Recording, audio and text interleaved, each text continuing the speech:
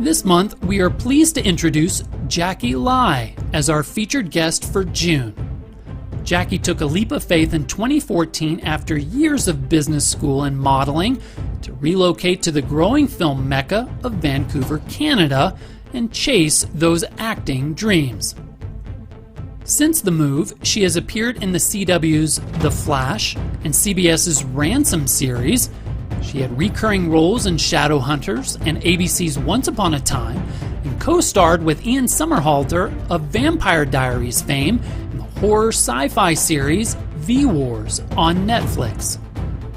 Then, in 2020, Jacky starred in Lifetime's very first holiday movie centered around an Asian American family called A Sugar and Spice Holiday, the success of which helped spawn another Lifetime holiday movie called Candy Cane Candidate. This month, I had the pleasure of speaking with Jacky right before she makes a big splash in Eraser Reborn, a reboot of the 1996 Arnold Schwarzenegger action film Eraser from Warner Brothers. We got to talk about some of her favorite ad campaigns and acting experiences from early in her career, how the movie Titanic left a lasting impression, and of course, the influence of Arnold, the impact of technology, and how it all comes together in her starring role in Eraser Reborn. Here's how our conversation went.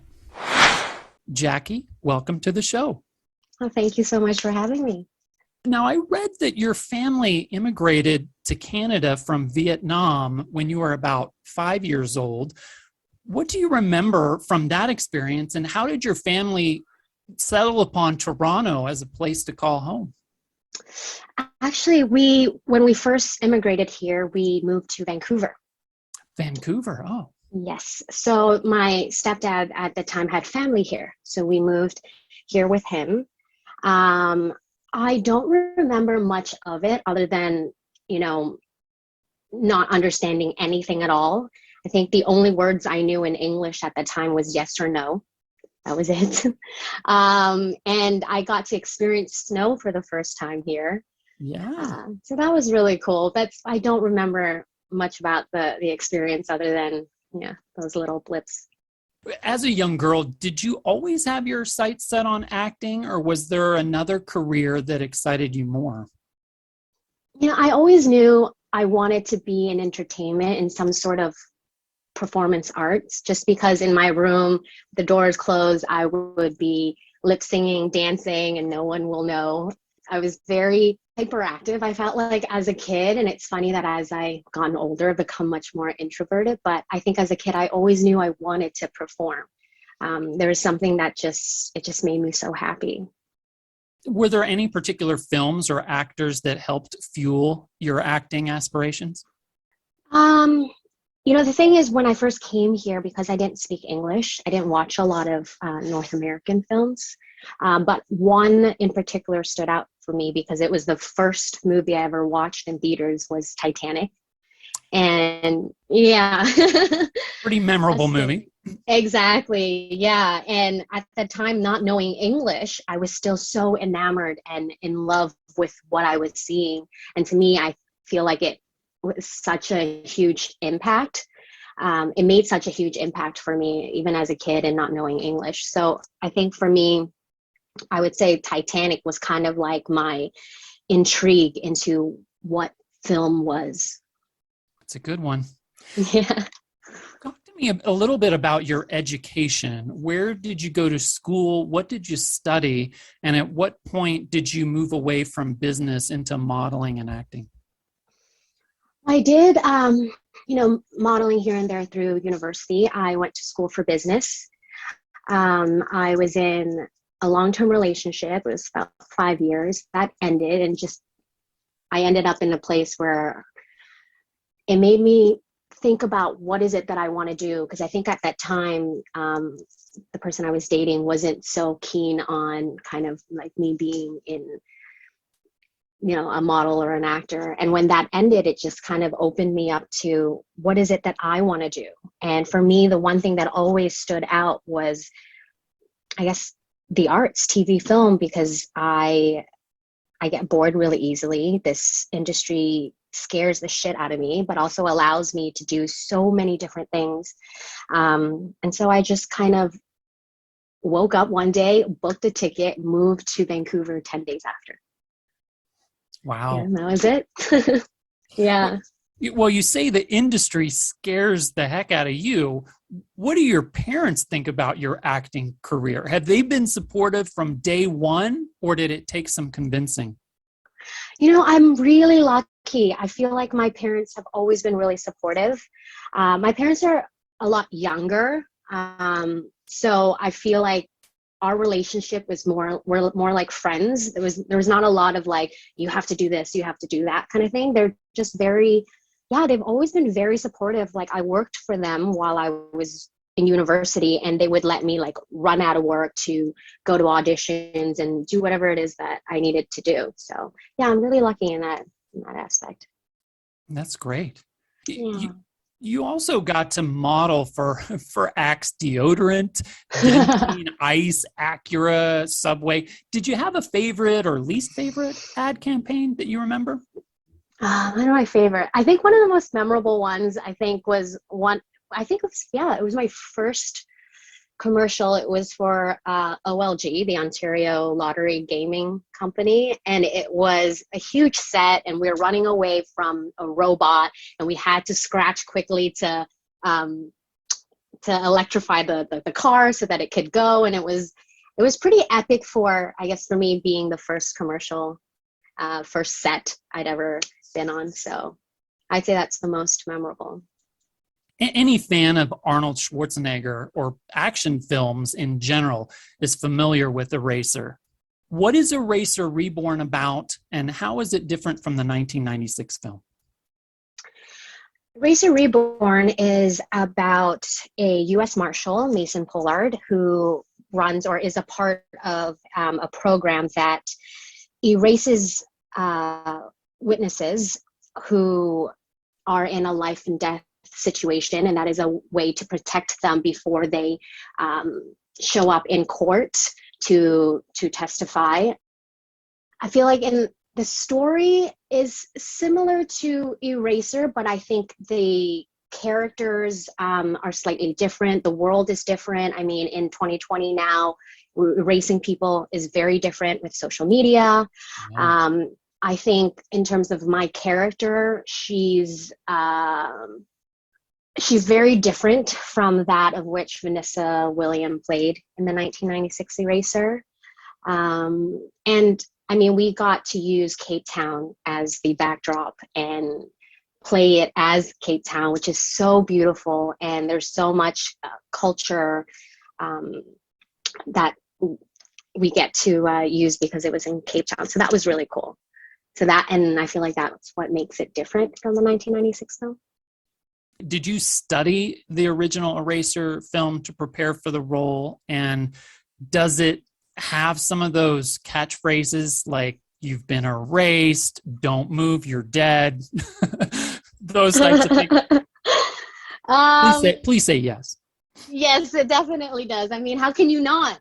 I think people would be very disappointed if you don't have the catchphrase, you've been erased. Like I said, I think my character was quite different. So I could watch the original Eraser and not feel like I'm, emulating anything. I did watch it. I wouldn't say I studied it, but I wanted to kind of understand the story and where and how ours come in. So yeah, I watched it. I wouldn't say I studied it, and it was different enough that I could get a good understanding and kind of start anew with Eraser Reborn.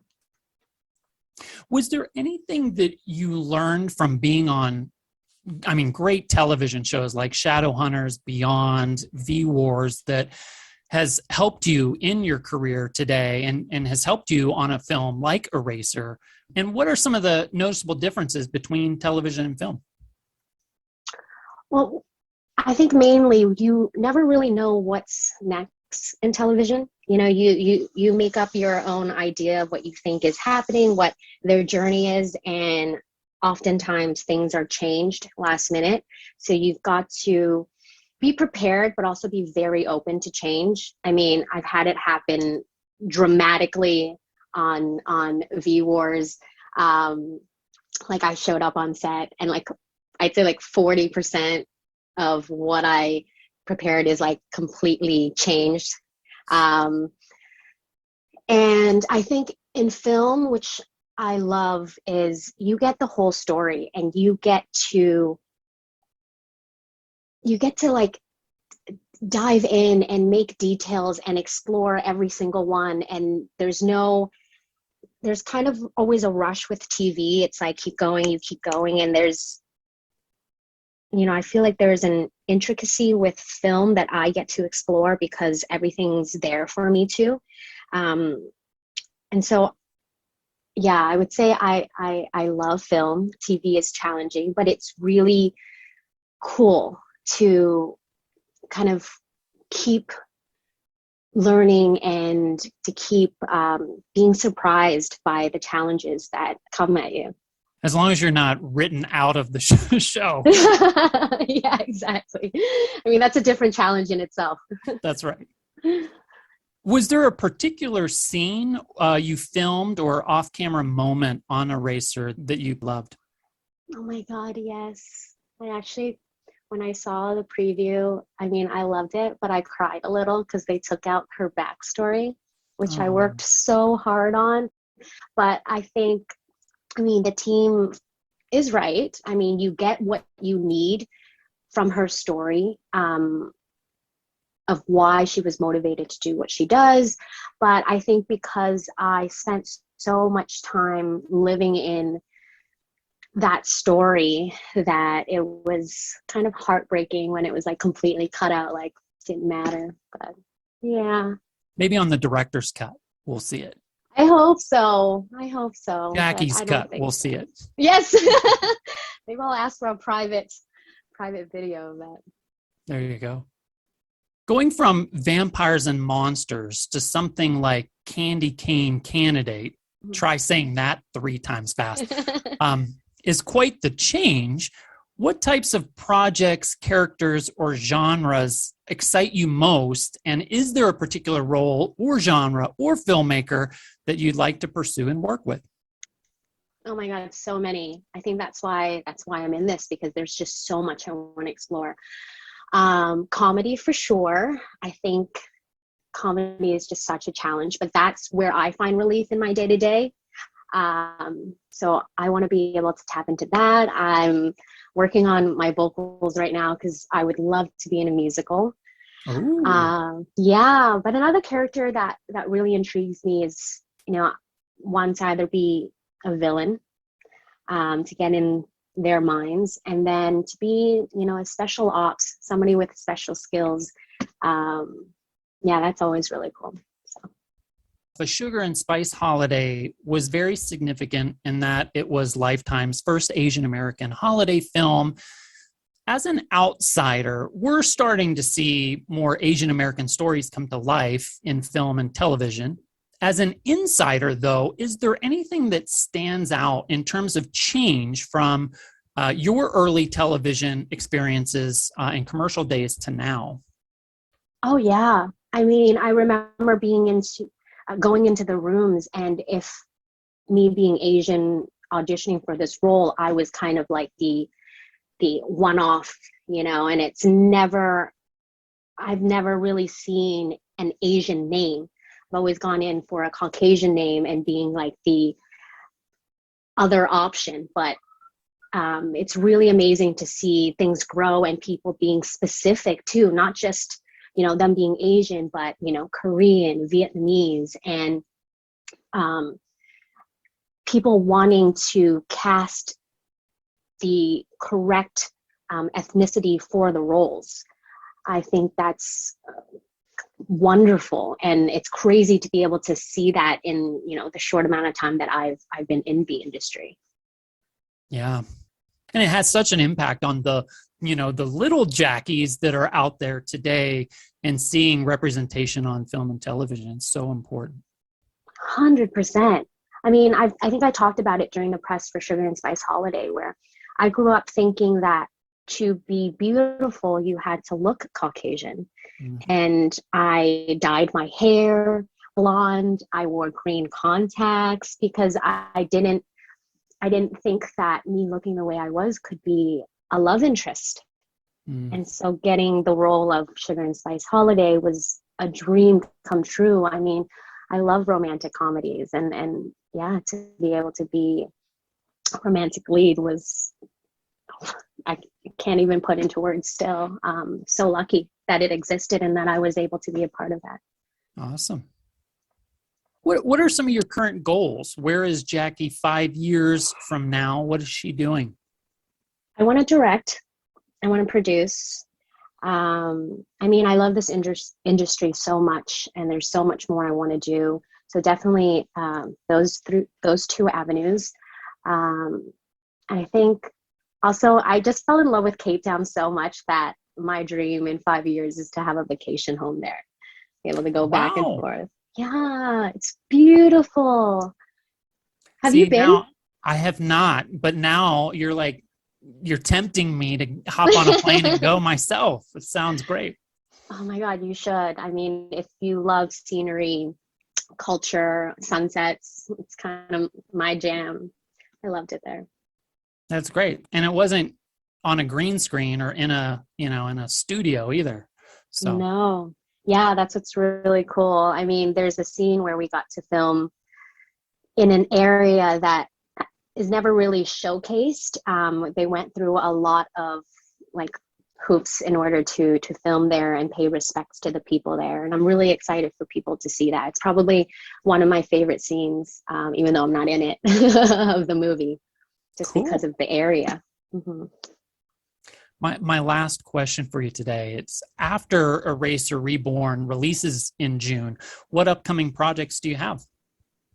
Well, I mean, as we were saying, we're at a time where I'm getting a lot of great opportunities. The industry has really opened up for diversity. And so my team and I are very deliberate in what projects we're doing next. We're reading a bunch of scripts to see what is the best move right now. Is there going to be another Lifetime holiday movie in that mix, do you think? I can't say anything. We'll hope, though. We'll hope. Yeah, I'm always surprised. I guess because I didn't grow up watching it, I'm surprised by how big the fan base is for holiday film. People, it's a staple holiday thing to do. It is, that. And it seems like it starts earlier and earlier every year. Now we're in September, counting down. So, you got your lights up yet? No, they never go down. So. You're one of those. Okay. Sort of. We have white lights outside that kind of double when we're having parties and things like that on our deck. So. Oh, that's nice. I love white lights. I feel like at night it feels like stars. Yeah, it does. It's really nice. Well, Jacky, thank you so much for taking the time to chat with us. Congrats on Eraser Reborn. We're looking forward to it on digital, Blu-ray, and DVD on June 7th, and wishing you continued success and all the best. Awesome. Thank you so much for this interview and for your time. Eraser Reborn is available right now on a variety of digital platforms, Blu-ray, and DVD. And if you'd like to learn more about Jacky Lai, you can connect with her on Instagram at @HiJackyLai. You can also catch her in action in V-Wars on Netflix. Shadowhunters is available on many different platforms today, and you can even catch A Sugar and Spice Holiday and Candy Cane Candidate streaming right now on Amazon Prime.